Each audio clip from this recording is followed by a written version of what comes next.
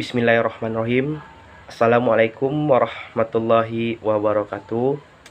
Salam sejahtera bagi kita semua.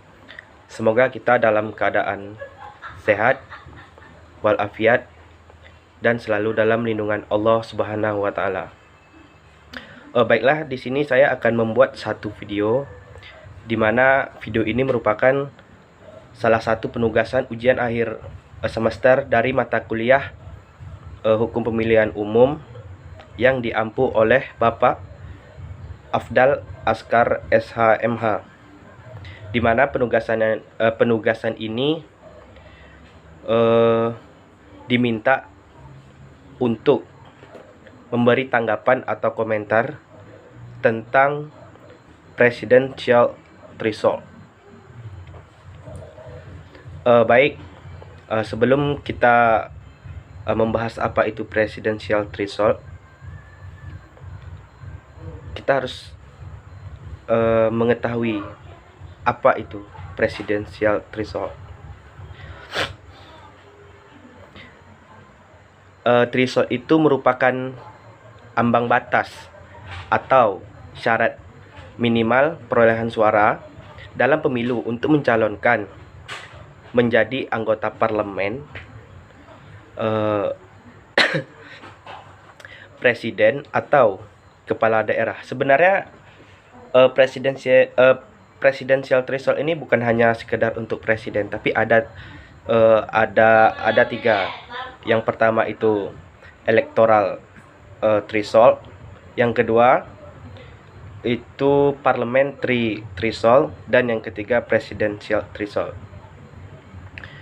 Presidential threshold itu sendiri merupakan ambang batas perolehan suara yang harus diperoleh partai politik dalam suatu pemilu untuk dapat mengajukan calon presiden. Nah, artinya ambang batas ini menjadi syarat bagi seseorang untuk mencalonkan diri sebagai presiden atau wakil presiden. Di lain sisi, ambang batas atau presidential threshold ini sangat banyak menuai pro dan kontra. Sistem presidential threshold ini sudah diterapkan sejak pemilu 2019, di mana seperti yang tertera dalam Undang-Undang Nomor 7 Tahun 2017. Di lain sisi, sebenarnya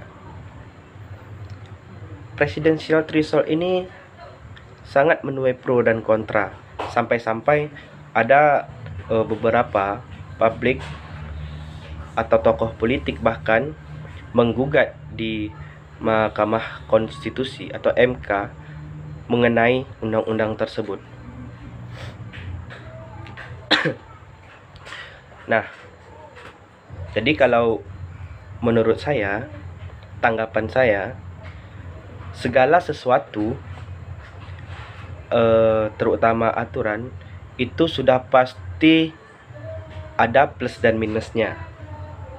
Mengenai presidential threshold, misalkan mungkin plusnya selain dari menyederhanakan sistem multi partai melalui seleksi alam, mungkin yang keduanya itu lebih ke efektivitas penyelenggaraan pemerintah. Jadi artinya kita mengetahui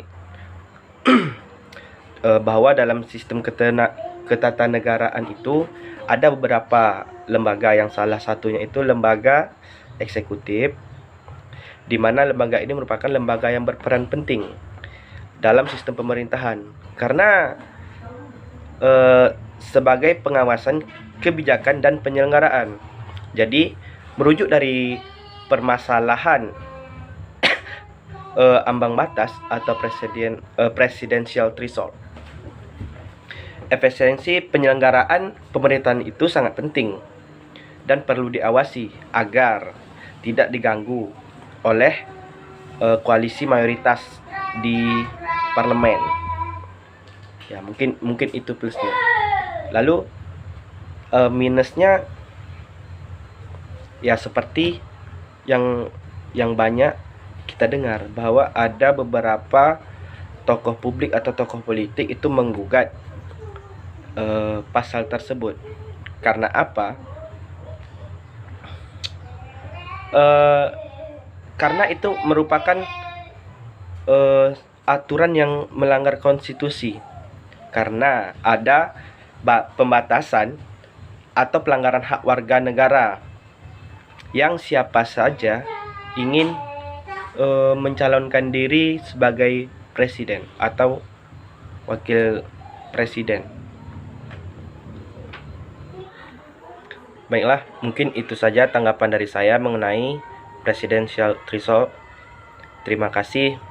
Assalamualaikum warahmatullahi wabarakatuh.